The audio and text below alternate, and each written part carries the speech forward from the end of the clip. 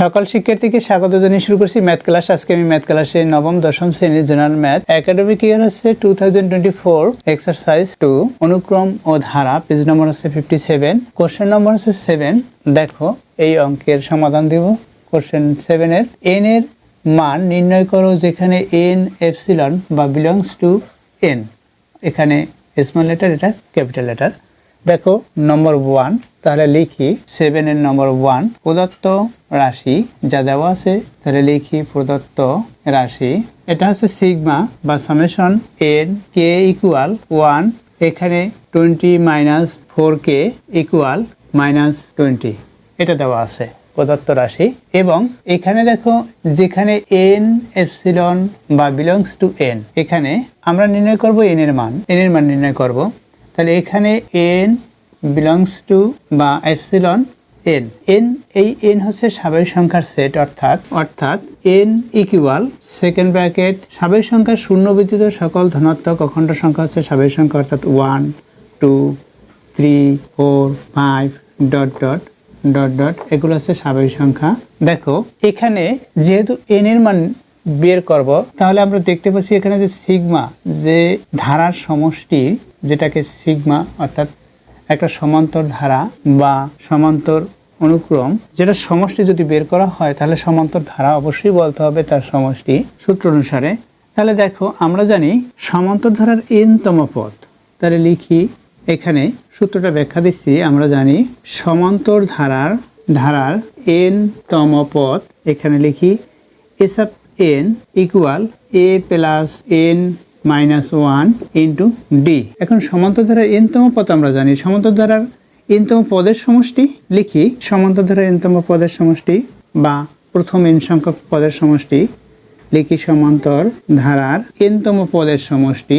দেখো আমরা জানি সমান্তর ধারার n তম পদের সমষ্টি কি, s of n equal n by 2 second bracket 2a plus n minus 1 into d, এটা আমরা জানি সমান্তর ধারার n তম পদের সমষ্টি।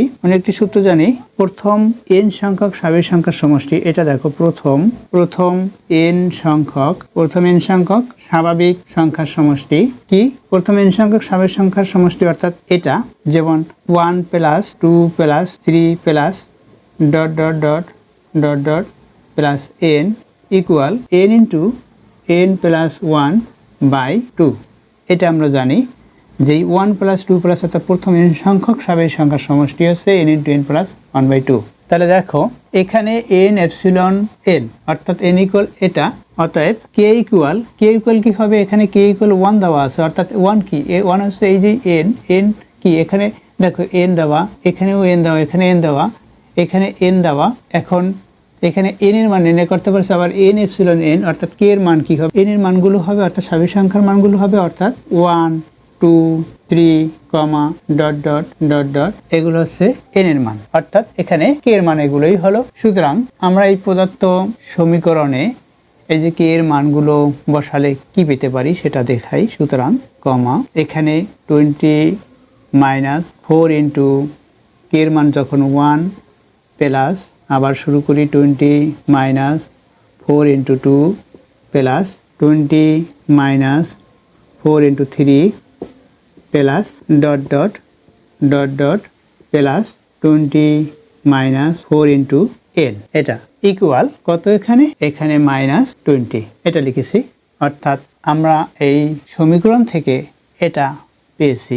এখন দেখো এখানে যদি এই ব্র্যাকেটগুলো উঠানো হয় তাহলে এই 20 20 20 20 20 গুলো প্লাস হবে, অর্থাৎ আমরা লিখতে পারি বা 20 n সংখ্যক বার, অর্থাৎ n হলো। এরপর কি, এগুলোর পিছনে মাইনাস সাইন, দেখো এখানে -4 ইন্টু 1 4 ইন্টু 2, এখানেও মাইনাস, এখানেও মাইনাস, এখানেও মাইনাস, অর্থাৎ মাইনাস সাইন আমরা কমন নিতে পারি, এরপরে 4ও কমন নিতে পারি, -4 কমন নিলাম, তাহলে কি হবে, তাহলে এখানে 1 প্লাস 2, এটাই 2 হলো, প্লাস এখানে 3, এরপর হচ্ছে plus dot dot plus dot dot dot dot, এখানে প্লাস n, অর্থাৎ এটা n এর পিছনে মাইনাস, অর্থাৎ প্লাস হয়ে যাবে, যেহেতু মাইনাস n কমন নিয়েছি তাহলে প্লাস n, এটা হলো ইকুয়াল এখানে -20, এটা লিখলাম। দেখো এখন এখানে 1 plus 2 plus 3 plus dot dot dot, দেখো এটার সাথে মিলিয়ে নাও, যে 1 + 2 + 3 + dot dot dot plus n, এটা আর এটা একই।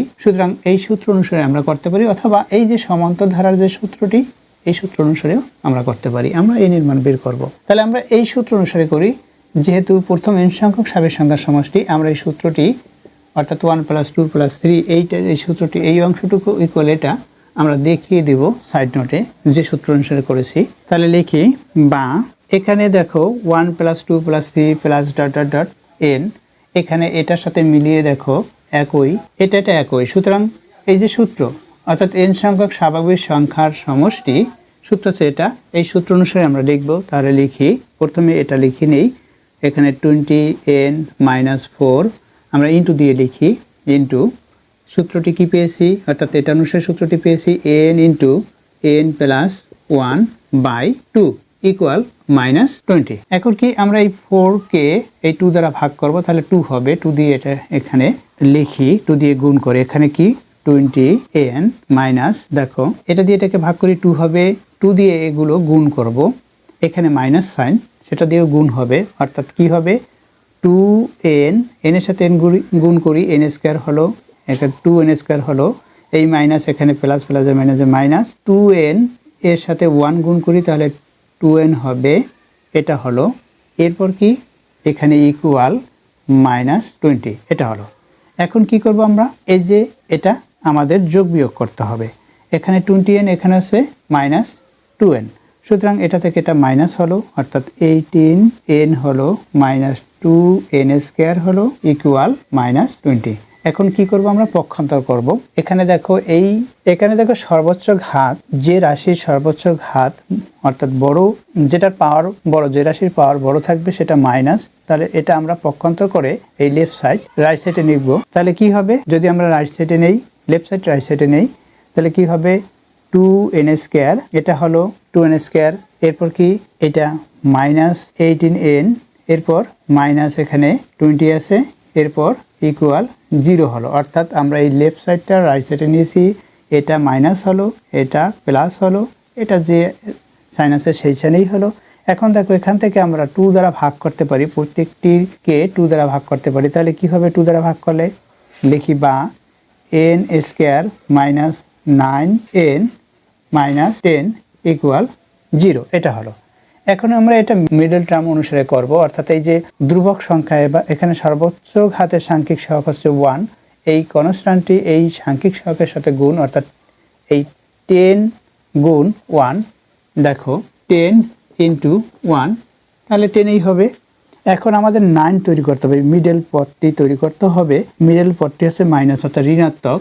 তাহলে আমরা ঋণাত্মক যদি করতে চাই তাহলে কি হবে, -9, অর্থাৎ এখানে -10 কে মাইনাস দিলে 1 কে প্লাস দিলে, অর্থাৎ দেখো -10 + 1, আমরা এটা যদি করি তাহলে -9 হয়।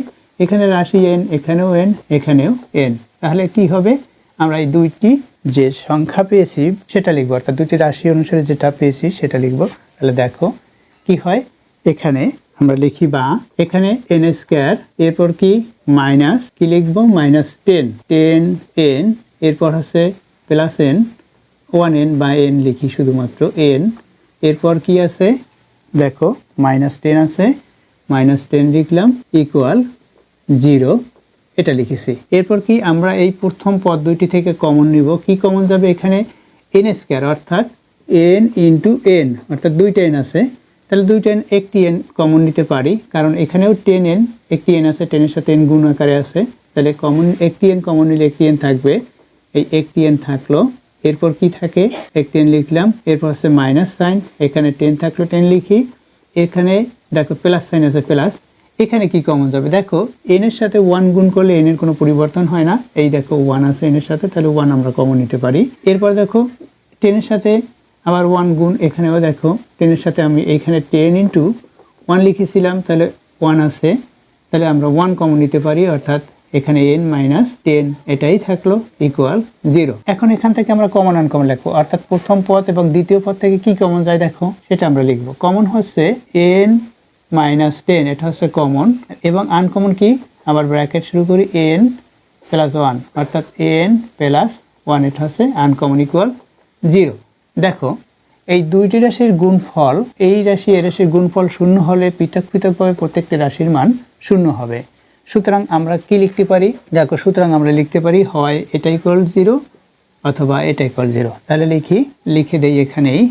হয়, দেখো কি হবে, হয় n-10 এই প্রথম পদ ইকুয়াল 0 লিখলাম, অথবা দ্বিতীয় পদ অর্থাৎ n+1 ইকুয়াল 0 লিখলাম। তাহলে বা লিখি, বা n ইকুয়াল কি হবে, 10 হবে। এই 10 পক্ষান্তর করে রাইট সাইডে নিলে প্লাস হলো n ইকুয়াল 10, এখানে বা n ইকুয়াল -1। দেখো এখানে 10 লিখেছি, অর্থাৎ এই মাইনাস সাইন প্লাস হলো, অর্থাৎ পক্ষান্তর করেছি। এখানে আমরা লিখতে পারি পক্ষান্তর করে, অর্থাৎ সাইড নোট অবশ্যই লিখতে হবে পক্ষান্তর করে। এভাবে আমরা এখানেও সাইড নোটে লিখে দেবো পক্ষান্তর করে। যেখানে যেখানে পক্ষান্তর করেছি, যেমন এখানে পক্ষান্তর করেছি, এখানে সাইড নোটে লিখতে হবে পক্ষান্তর করে, এভাবে পক্ষান্তর করে। আর এখানে যে সূত্রটি লিখেছি, এখানে যেহেতু দিয়ে এই সূত্রটি অর্থাৎ স্বাভাবিক সংখ্যার সমষ্টি, এই যে এর প্রথম n সংখ্যক স্বাভাবিক সংখ্যার সমষ্টি 1 + 2 + 3 + n, এটা এই সূত্রটা এখানে দেখিয়ে দেবো। অথবা আমরা এই যে সূত্র সমান্তর ধারার n পদের সমষ্টি, এই সূত্র অনুসারে আমরা করতে পারি। সমান্তর ধারার n পদের সমষ্টি n/2 × 2a + n-1 × d, এই সূত্র অনুসারে আমরা করতে পারি। দেখো তাহলে কি n এর মান কত হলো, 10 হলো। এটা n এর মান -1, এটা গ্রহণযোগ্য নয়, এটা ঋণাত্মক, যেহেতু n এর মান ঋণাত্মক গ্রহণযোগ্য নয়, তাহলে লিখি n এর মান ঋণাত্মক। n এর মান ঋণাত্মক তাই গ্রহণযোগ্য নয়। দেখো n এর মান ঋণাত্মক তাই গ্রহণযোগ্য নয়, এটা n is not equal 1 -1, এটা অর্থাৎ এটা আমরা না দেখালেও দেখাতে পারি, এটা লিখে দিলেই হবে n এর মান গ্রহণযোগ্য নয়। n ইকুয়াল এখানে 10 হলো, এটাই হচ্ছে অ্যান্সার। আশা করি এটি বুঝতে পেরেছো কিভাবে করতে হবে। দেখো বিকল্পভাবে এই সূত্র অনুসারেও অবশ্যই তোমরা যদি ট্রাই করো এটা করতে পারবে। অর্থাৎ এখানে দেখো, এই যে এখানে যে সূত্রটা আমরা বসাবো, এই পরবর্তী পদ থেকে পূর্ববর্তী পদ বিয়োগ, পরবর্তী পদ থেকে পূর্ববর্তী পদ বিয়োগ করলে সাধারণান্তর হয়, অর্থাৎ সাধারণান্তর হচ্ছে 1। n এর মান বের হবে এবং প্রথম পদ, এখানে প্রথম পদ 1 দেখতে পাচ্ছি। অর্থাৎ এই সূত্র অনুসারে যদি করো তাহলেও অবশ্যই করতে পারবে, অর্থাৎ এভাবেও করতে পারবে। আর এটা দেখিয়েছি, এভাবে তো অবশ্যই পারবে। আশা করি এটি বুঝতে পেরেছো। এতক্ষণ ম্যাথ ক্লাসের সাথে থাকার জন্য সকলকে ধন্যবাদ জানিয়ে আজকের মতো বিদায় নিচ্ছি।